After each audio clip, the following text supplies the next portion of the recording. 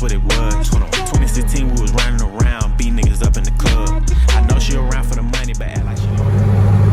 Yeah, so running on the new wheels and pretty much curved the shit out of them. I guess I gotta learn how to drive with that tire size because that lip is not that far from the freaking floor.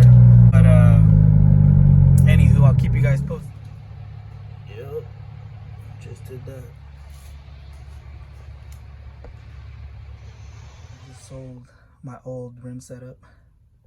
Posted them on offer. I'm at a win because, yeah, I think it was scary. Heard this place is haunted, but anywho.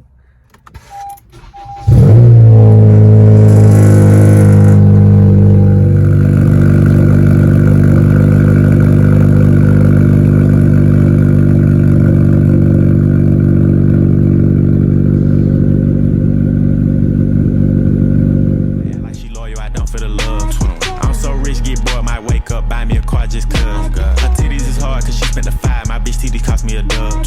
All my bitches got BBLs. All my